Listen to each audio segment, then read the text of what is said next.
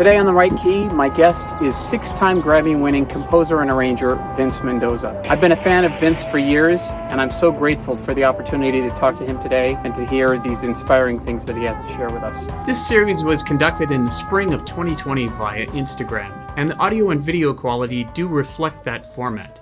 However, the words and insights of these guests are still priceless. Vince Mendoza is a well-known composer, arranger, and conductor. He's a six-time Grammy winner with over 170 recording credits to his name, including 15 albums. Really? Really? Yes. At least that's what the internet tells me. He's arranged and composed for artists such as Elvis Costello, Randy Brecker, Peter Erskine, Al Di Meola, John Scofield, Michael Brecker, Jim Beard, Al Jarreau, Gregory Porter, Joe Zawinul, Bjork, and of course, Joni Mitchell. There are many more names, but you get the idea. I'm tired. So hearing about that. So you've been busy, and I'm such a big fan, and have been a big fan since I first heard your compositions on Peter Erskine's Motion Poet, and of course Michael Brecker, Don't Try This at Home, and then Start Here and Instructions Inside, and I was off to the races, but maybe there's so much to talk about. Maybe the way to go is chronologically. You started on guitar. Right. Well, I started, the guitar was my first instrument, and I studied it with my uncle, because all of my uncles were musicians. My mother played the piano, and my uncle had a guitar studio. I grew up in Norwalk, Connecticut, right up the track from New York City. And my uncle had a guitar studio on the second floor above my other uncle's grocery store. Wow. And so, my mother went and bought her provolone downstairs, and I took my guitar lessons upstairs, and that's how it started. But and then I didn't start playing the trumpet until middle school, and yeah, I read that you're a trumpet player. My condolences. I'm a recovering trumpet player, and it's a bastard instrument. I have it here. And I'm actually going to start playing it again because, what else am I going to do? Yeah, I was going to ask you if you're playing it because I had a very brief conversation with, I'm sure you know him, he's a contemporary of yours, Jeff Beal, and about trumpet and being a composer first, and because trumpet's so physical and trying to keep that together. And I know that you did play trumpet. I looked at your credits, and you did play trumpet on something from maybe even 2005. Is that right? Maybe it was another Vince Mendoza. No. I think by 2005, I made the transition from trumpet player to trumpet owner. Oh, well. Right. But the last time that I played was on a recording with Ricky Lee Jones with Walter Becker. That's it. That was Cowboys. 2005? Yeah, that was 1993 or 2, or 1992, something like that. And I had just been really just started traveling a lot to Europe to perform my music with other bands, and I left the trumpet back in my apartment, and so I really wasn't playing a lot in those days. And although I had talked to Walter many times about working on that record as a writer, it was when the call came in, it was come to Village and meet Walter and bring your trumpet, and it was one of those, fortunately, I gave him like 1 or 2 takes of what they wanted, and Roger Nichols was the engineer, and fortunately they got what they wanted after a couple of takes, because I don't think that I could have played very much more than that. Yeah, well, and I know that when you were growing up, you studied guitar, and you eventually studied a lot of classical music. What other kind of music were you listening to? What was on the radio that caught your ear? And I always ask these questions because I feel like that early music is partly formative to who we become in a way. Yeah. Well, of course, yeah. Well, as a jazz composer, I'd like to kind of give you the romantic the vision of hearing hearing Bird and strings for the first time and wanting to be a jazz musician. But the truth is that I grew up listening to the radio. And in those days, it was AM radio, WABC in New York. And so it was, whatever the soul and R&B and pop music that was on the radio at the time. So I wanted to be the guy in the studio with Aretha. I wanted to write the, horn parts for Earth, Wind, and Fire. Yeah. Yeah.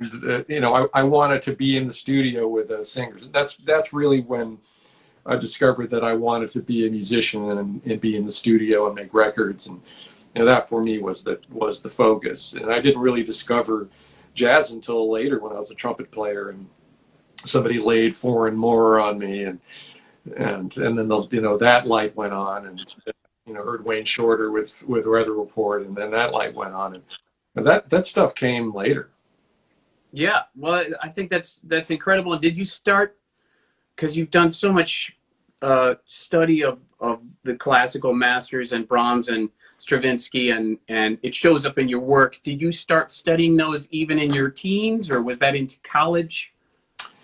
Most of the classical music that I started studying was through the guitar. So I was playing the Bach studies on guitar, and the Spanish guitar music, Albeniz and Lauro, and the usual suspects that a guitar player learns when they pick up the instrument. Villalobos, of course, but I never really made the connection musically about what was going on actually inside the music. It was really all about this, yeah, and trying to make some music out of this pile of notes and the string box. So that I didn't really understand musically what was happening until later. But that sort of was the start of classical music for me. And then when I was studying trumpet, of course, the trumpet players out there know you study the excerpts of orchestral music, and the note to the trumpet players is to investigate the context of your excerpts before you study the excerpts. Yeah, right.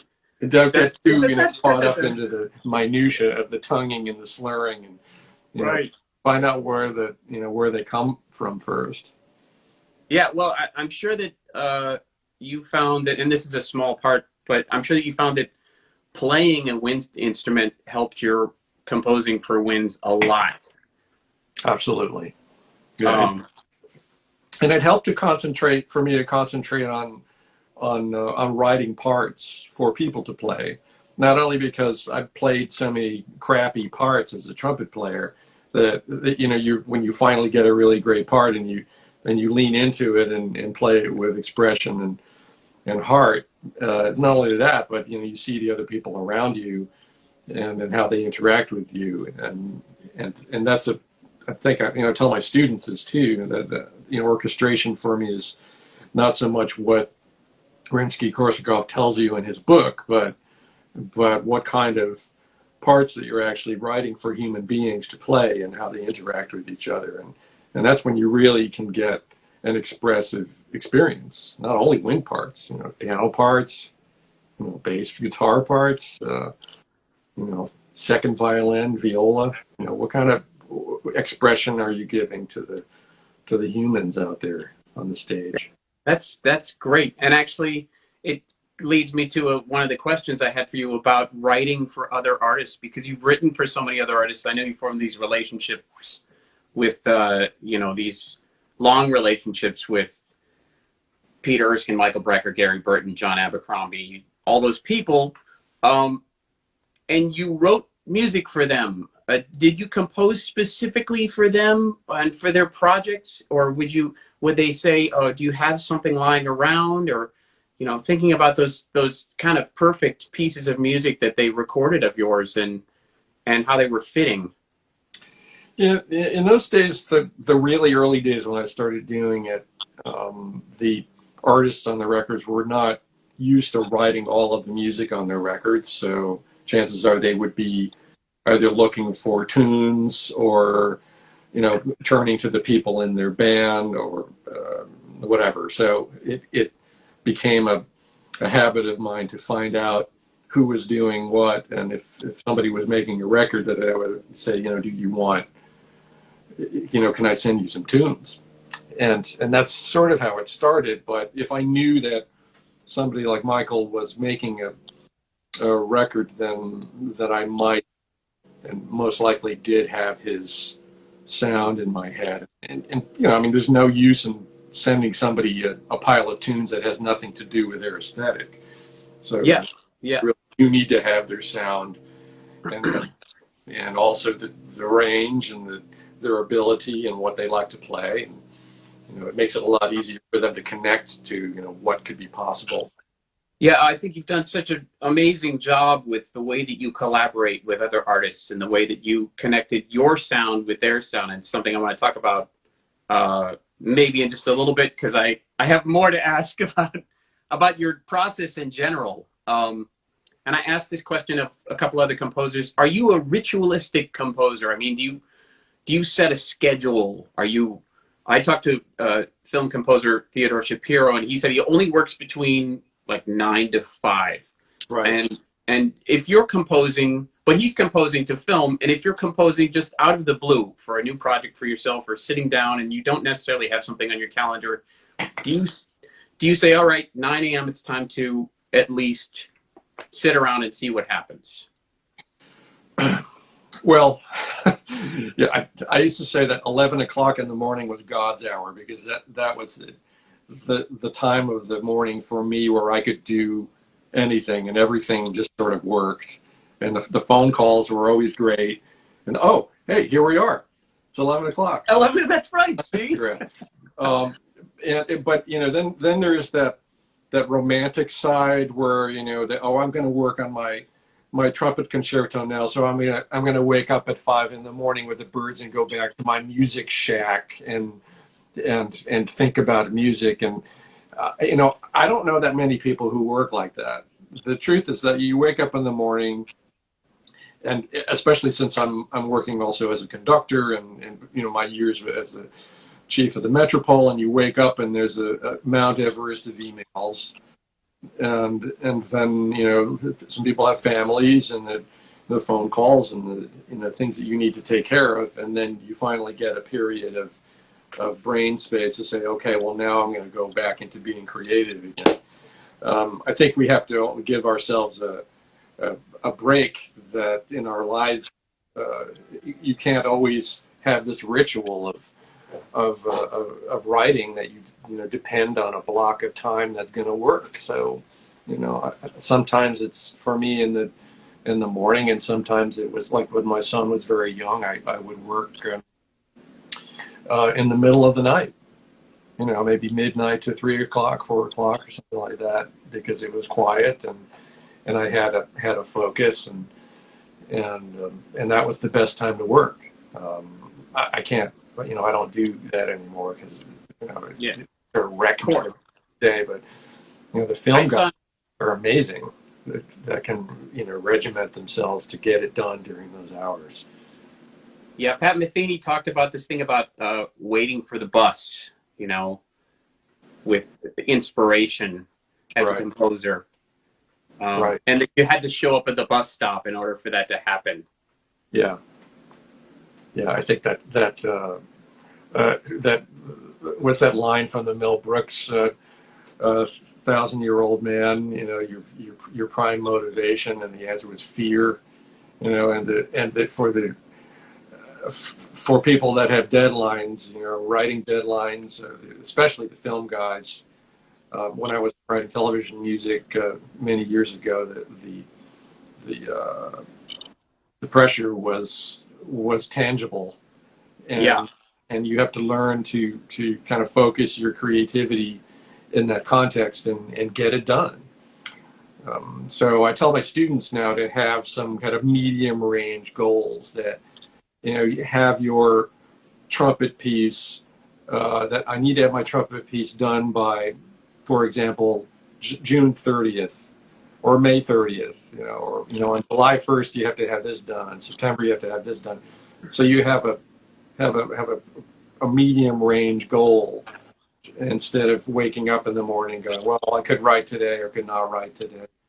That way, you sort of give yourself a break if you're not feeling it, but at the same time, you know that you have to have that thing done in 2 weeks, and that's a reasonable thing.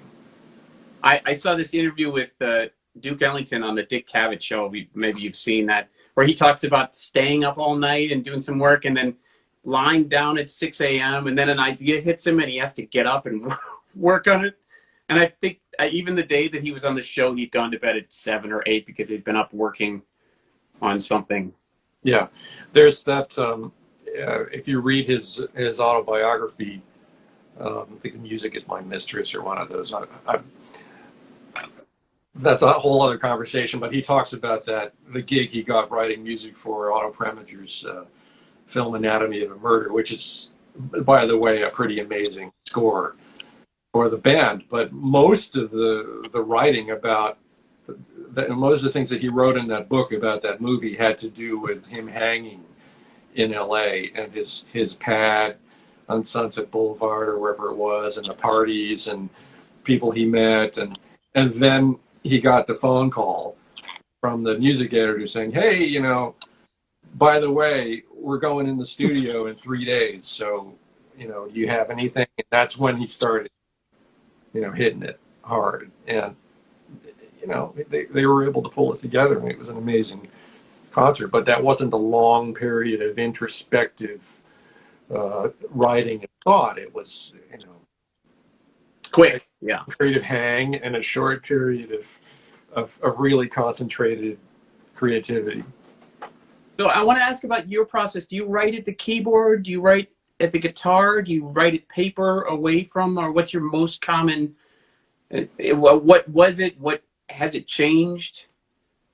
It has changed over the years. I primarily will write at the keyboard, but I also use the guitar. Sometimes I play stuff on the guitar. At this point, I'm not a very good player of anything, and most of it really comes out of the imagination and dancing and drawing things, and so I might use a piece of paper and draw shapes, or have an idea of a groove and write that down and work my way into it, and I try to spend and this part of it is different. I'll spend maybe a week or two improvising and coming out with ideas on various instruments without thinking about what I'm doing with it, without any kind of regard to editorial, short, long, this is terrible, this is great. I don't think too much about that. I just wanted to play in the water and come up with ideas and be creative, and then save the editorial for later. And, Well, and it has a useful technique. That sounds so healthy to me compared with what I know a lot of us struggle with, which is a lot of self-loathing about our own writing, and virtual pieces of paper on the floor, or actual pieces of paper, and throwing away compositions. Are you plagued with this thing of that sucks? Well, yes, but everybody does, I think. But you have to realize that Henry Hay, as a amazing professional musician and piano player and composer and all of that, has the ability to look analytically at their own music and decide what to do to make it work and to make it better. But you have to separate that a bit from what comes out of you viscerally.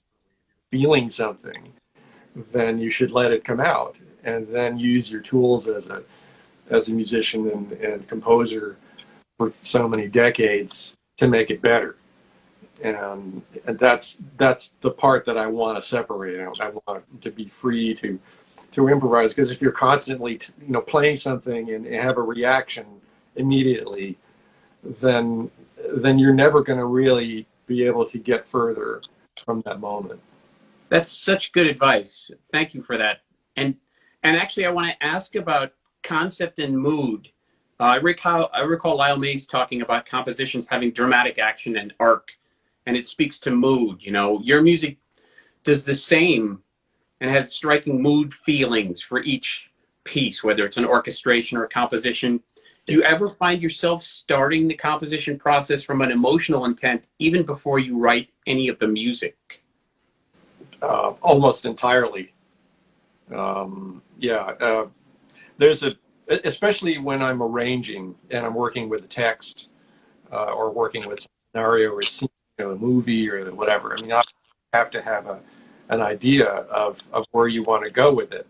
Yeah, you could improvise something. I'm going to write something that's going to be joyous or celebratory versus somber and angry. I'm going to write something angry, and I think that you need to think a little bit about that before you jump into the water, um, because otherwise you're going to be playing something and going, "Oh, that sounds angry. I should continue to sound angry." So maybe you need to think of that when I'm arranging in particular. I need to think about that. There's a fairly dark twist on a scene that I remember in Pulp Fiction when Samuel Jackson is and John Travolta are waiting outside of the door before it's time to actually knock on this guy's door to exact some thug-like justice. And they say, "Oh, let's hang back because we're early," and they're talking about something. And when Yeah. it's time to go in, Samuel Jackson will say, "Okay, come on, let's get into character." And that was an important statement. I thought it was funny in the movie, but it's true because they're talking about foot massage and all of this other stuff. But now it's time to focus on the others. And come on, let's get into character. And so I use that a little bit with my students about, well, what are you writing about? Here's the text. Get into the character of what the story is supposed to be. Is it an angry story? We'll go in there and let's hear what your version of angry is. Mm. And so, yeah, I do think about that. And if the students don't have an idea of what that should be, then I might give them what it is. I have a stack now of emotion cards, and I will throw them on the table, and they pick one. Wow. And see what they come up with and say, "Okay, you're stuck with that. Yeah, anger. All right, so now go write something that's angry and come back." Because we're not always feeling angry. I feel pretty good today. You know, yesterday I was angry. I feel good today, but if you want me to write something angry now, then I need to be able to get into that headspace, get into character. Like an actor. Right. Yeah. Wow. I don't think I've ever heard that expressed about composition and arranging. I think it's really, really smart. Well, thank you to Quentin Tarantino and same. Well, your observation of it and applying to music is yours. So, I want to talk about your sound concept. Obviously, you've written for just about every ensemble. The early records, those early records, I think about Start Here, and especially Instructions Inside, in particular, were quite synthy, and they were, they had some sequence stuff going on, and it felt really appropriate for the period. Was the choice for synths then, as opposed to now? Was it a result of the way that you were constructing the compositions, or was it a stylistic choice for the days? It's funny the way those records were made, because the my life around the time of Start Here was not all that different from my life right at this moment during our sequestration. That I spent a lot of time in my apartment by myself writing tunes, and so I also had a lot of, because I was doing that, I had a lot of synth demos and I was starting to do a lot of commercial work at the time. So for those of you who were working, and I see your ensemble of electronics in the back there, but those of you who were working in the 80s on television music all had these refrigerator-sized racks of electronics. Yeah. So I had a couple of refrigerators, and I was doing a fair amount of synth demos and things like that. But so when I put that music together, the scores were written like an acoustic score, that I would have maybe 2 or 3, 4 lines of synth parts, and then rhythm section part and the horn parts, and whatever kind of a brass ensemble or string, whatever it was on Start Here. But the synth lines then were performed by me, and then we went over to Judd Miller's place. Judd Miller, the synth EVI, EVI wizard. He and I did the programming of the synth sounds, and then we would lay the synth tracks onto the 2-inch tape, and then we would ship the tape to New York. In those days, it was somewhere around 10 or 15 reels of 2-inch tape to not Federal Express, but what's it called? Express Mail, or something like that. Remember Express Mail? Do they still have that? That's a heart attack right there. And then so we, in the band in New York, was Will and Peter Erskine, Schofield, Jim Beard. Jim Beard, right? Yeah. Right. Played to the tape. So it was sort of the opposite of the way records are made in those days too. That the synth parts were actually pre-written and pre-laid, and not put on after as what they would call sweetening, I guess. Yeah. The synth parts were already there, and the band played to the synth tracks. So, so to answer, that's a long-winded answer to your question. That it was conceived to be a synth orchestration, and not so much an orchestral orchestration. On the other hand, the John Abercrombie recording on ECM, which was called the Animato with Christensen. I love that record. Was originally conceived to be a chamber orchestra record. Wow. And so it didn't end up being that. And so we had the same exercise with the scores on that one, that I wrote out the synth parts and then played them, and then we laid them on tape and shipped him this time to Oslo, and played the tape over there. These stories of shipping tape are giving me some stress right now. Crazy. And now that I think of it, there really weren't any backups. Yeah. Of those tapes. We might have had a 2-track mix backup, just in case something got lost, but right. There weren't any backups of those 15. Can you imagine? So to have 30 rolls. Brutal. Yeah. And then, fast forward to Epiphany, and I think with the London Philharmonic, to my understanding, that's your first solo leader album with a full orchestra. Yeah, that's right. It was a London Symphony. Yeah. And that was, that level of orchestration is what I would certainly consider as heavy lifting. It's a lot of work, especially with the rich orchestrations that you wrote for that record. Right. And for anybody who hasn't checked that out, it's just a gorgeous record. Was there a long time frame leading up to this recording? Had you composed some of the work before conceiving that it was going to be that sort of ensemble record?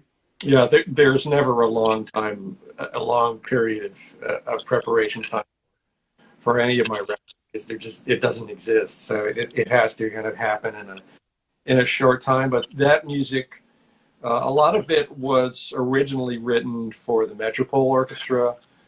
Around that time, I had just started working with the orchestra, and I wrote a few pieces of music, and that the song Esperanza and Barcelona, Wheat and Sky, those three were written for the Metropole Orchestra originally, and so the Epiphany record was somewhat of a reorchestration of what existed before.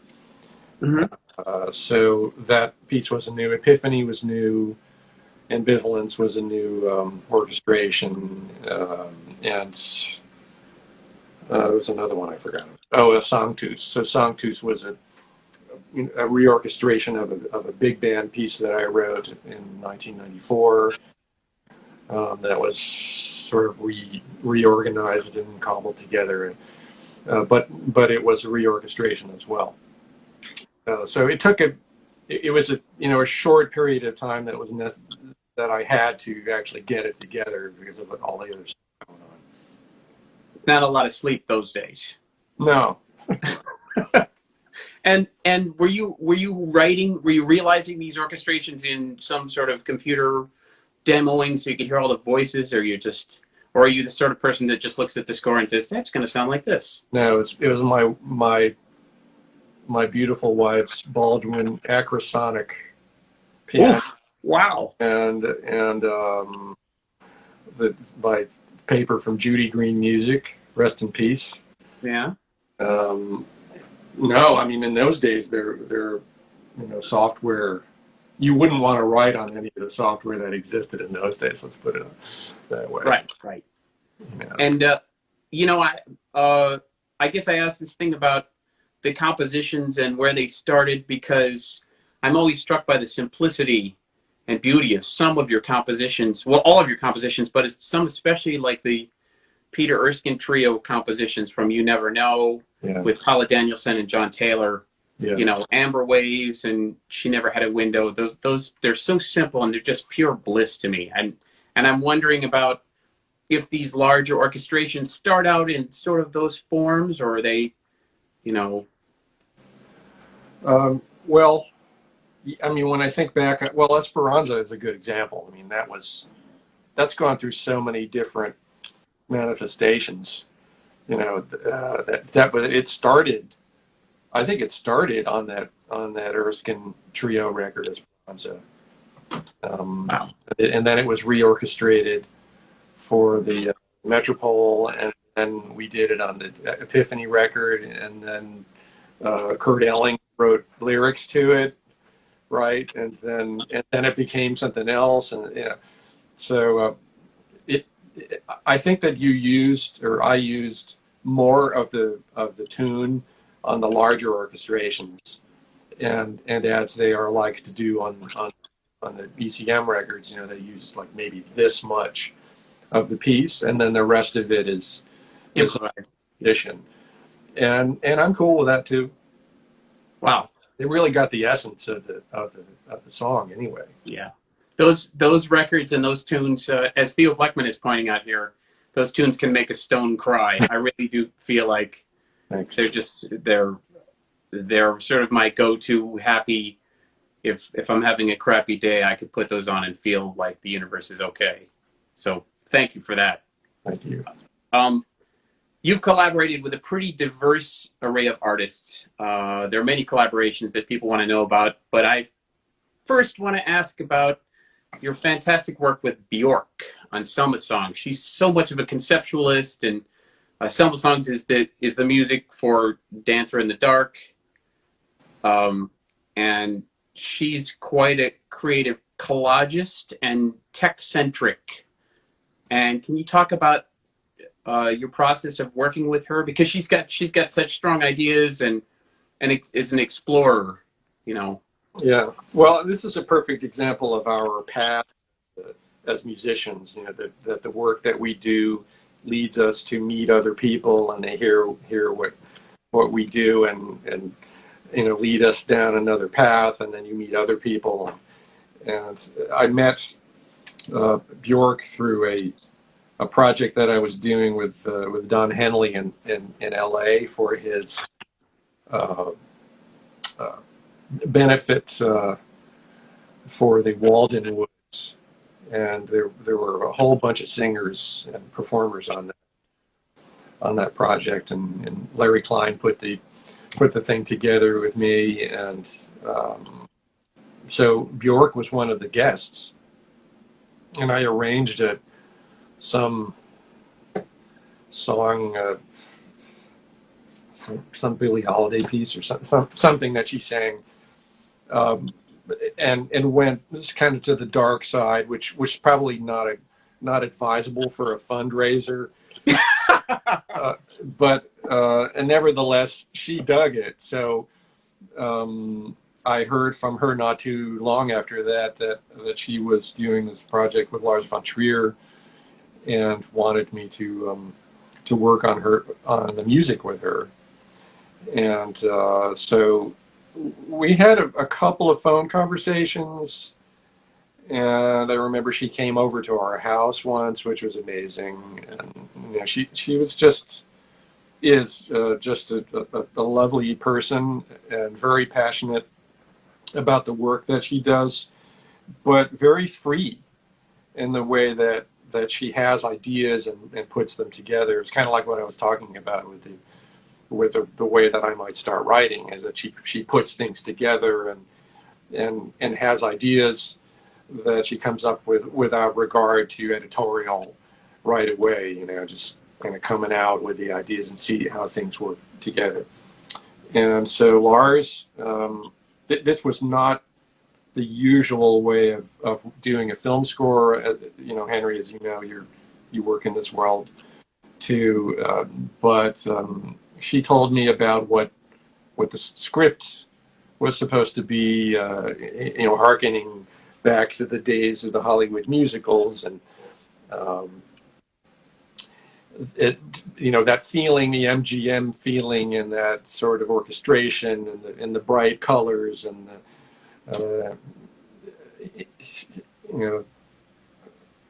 Wizard of Oz, and what can I say? And but then halfway through the process of making the music, Bjork and I both realized that neither of us really like that world, and that we wanted to somehow wrangle Lars' idea to recreate the Hollywood musical in a way that we thought would be more suitable to our aesthetic. So that's how we sort of came up with a cross between how I thought Ravel or Brahms might have written the Wizard of Oz versus what might have actually happened, and in a way it sort of suited Lars' aesthetics similarly, because let's face it, I'm not sure how much time he really spent watching the Hollywood musicals either. I think it was a little bit of an impression that he might have had, but it was his impression, Lars' impression of what the Hollywood musicals would be. Yeah. So we wrote the music very quickly, and the sessions, had no, there was no approval process or army of executives in the control room. There wasn't anything like that. It was the two of us and the orchestra, and Lars couldn't leave Denmark, so he wasn't there. So we just did the music, and they filmed to the music, and so Wow. that was a very unorthodox way of making a film score, as you know. But a beautiful way, and obviously those results are, that's one of the reasons the results are so great.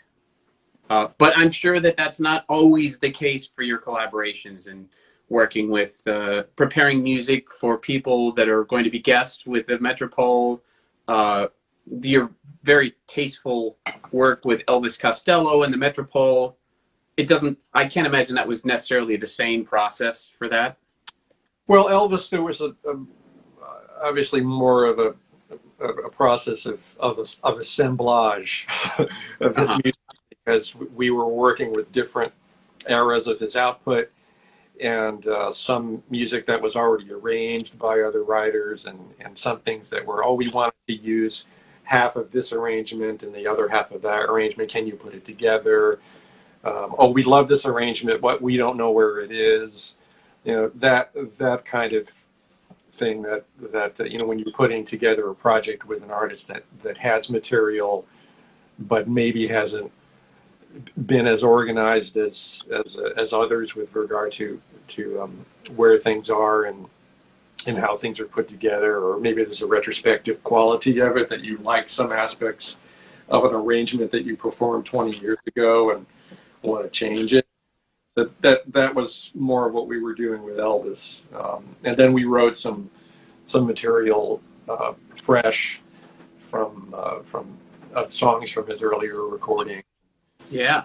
It was a different process, but Elvis was involved in it. There still wasn't an army of executives approving what we did. There really, you know, there wasn't any media attached to it. There wasn't a film or a TV show.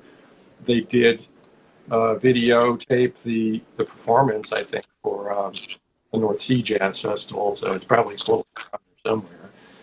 And they recorded it, and the recording worked out to be something that Deutsche Grammophon released. So that worked out.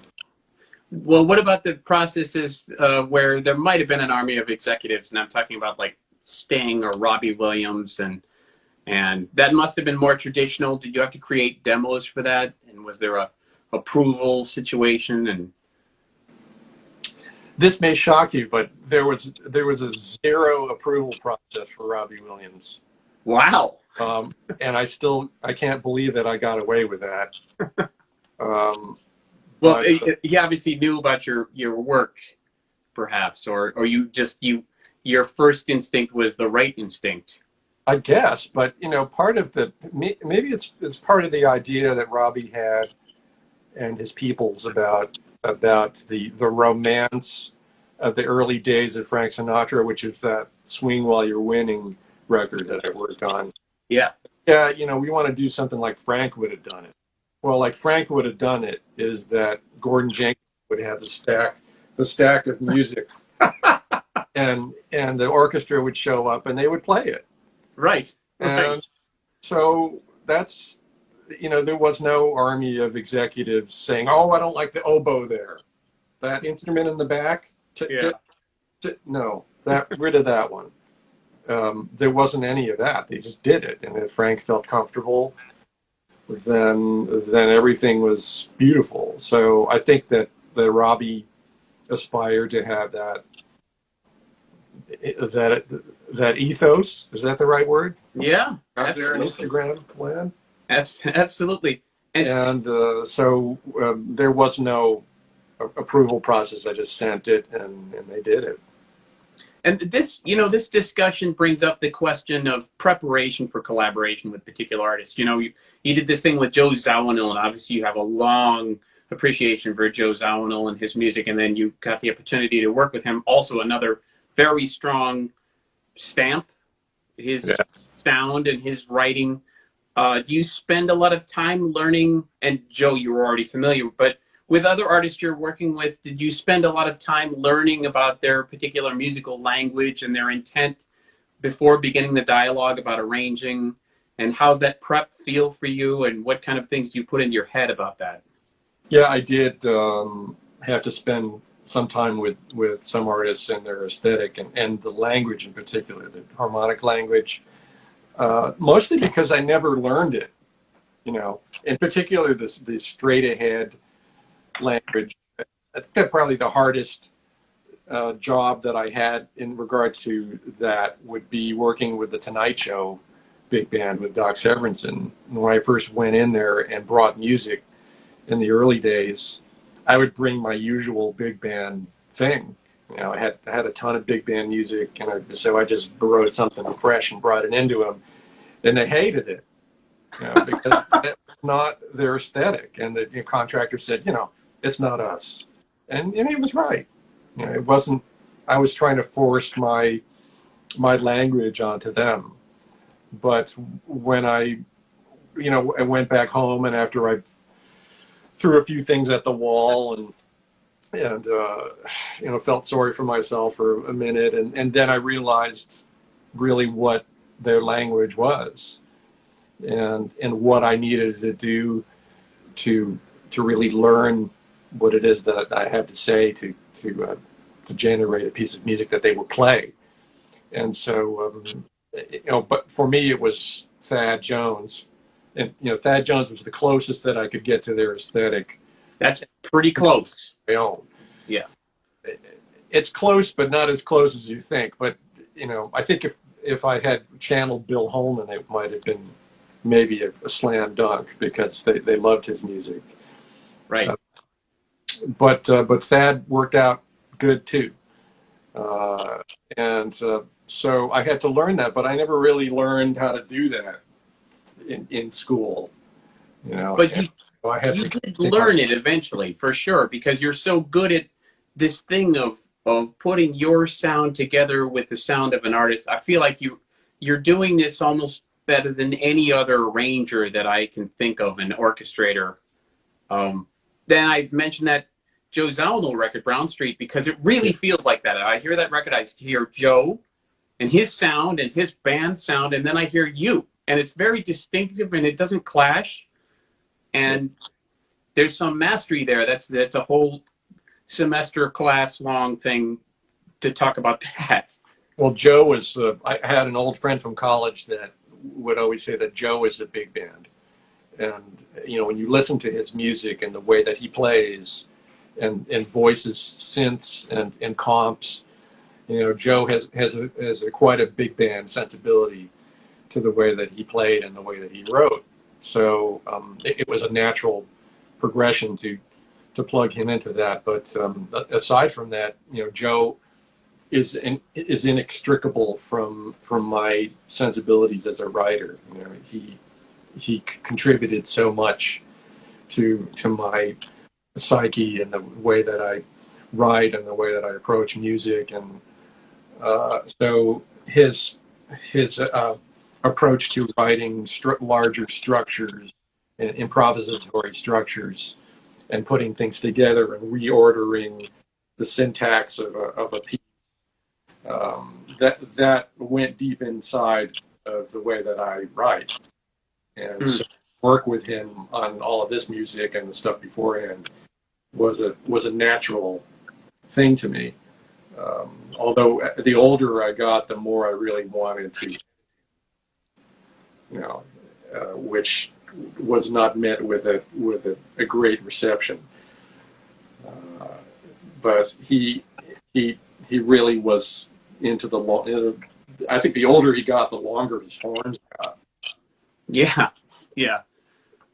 Well, and I'm watching our time here because I know that you have to go, and we're going to try to keep this to an hour. And I want to ask about, if not one of the best, certainly one of the most famous pieces of work that you did, which is to orchestrate and arrange this timeless work for Joni Mitchell, Both Sides Now. Yeah. This sort of out of time swirling, which frames her so perfectly, and certainly name producers and name people who hadn't heard of you all of a sudden had heard of you, and people were the number of people that tried to copy that arrangement is many. And Joni was certainly not without being particular about music. And how did that process go? And it just feels effortless to hear it. Well, that was another result of that concert that we did with Don Henley and the Singers. That she was also a guest on that project, and before that record, I worked with her on Kyle Eastwood's recording. The bass player, Clint's son. Yeah. And we did a bunch of large ensemble music on that, and she made a guest appearance singing Trouble Man on that record. So if you want to search for it, it's out there somewhere. But so she sang that piece on Henley's projects, and then we made some plans to do a record of standards that had a particular love story narrative. You know, the oh beautiful, this is great, new love, I'm so excited, and then I really love you, I can't live without you. Oh wait a minute, you don't dig me as much. Oh, there's something wrong. This is terrible. I never want to see you again. And then at the end, I wish I could do it again. So that was the plan, and we were going to do a sort of a Gil Evans approach to the orchestration, with a big band that was somehow supplemented by the orchestral instruments. And then Larry Klein heard the recording that we did of Dancer in the Dark with the orchestra, and they decided, why can't we drive this Lamborghini as well? And so we decided to use the orchestra on this music, and that changed everything, because we were able to do that Both Sides Now arrangement in the case of you, and it also made it so she wanted to do a whole record of her music with the orchestra. Yeah. Travelogue. Yeah. It's one of her best records, in my opinion. Travelogue. Yeah. Yeah. Yeah. I really think. Yeah. That was a great gift, to be able to work with that kind of a palette, with some of the most amazing poetry written for a musical setting, or ever, actually. And that all of the conditions were perfect to come up with a very meaningful piece of art, and I'm so grateful for being able to work on that thing. Wow.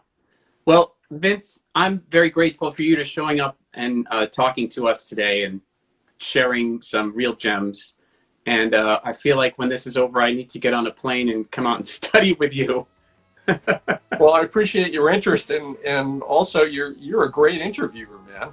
Oh, you're thanks. Well, going, it's light, it's meaningful. Thank you. Thanks for coming by to say hi and sharing this with everybody. And have a great day there. And we'll keep watching and listening to your work. Well, thank you again, and hello to everybody out on Instagram. And stay safe and be inspired, everybody. Thank you, Vince. Thanks, Henry. Bye. Thanks for joining me for this episode of The Right Key. If you enjoyed the episode, there's a lot more coming. Please click the subscribe and like buttons below. If you want to know more about me or our guests, you can find lots of information in the link just below the video. See you next time.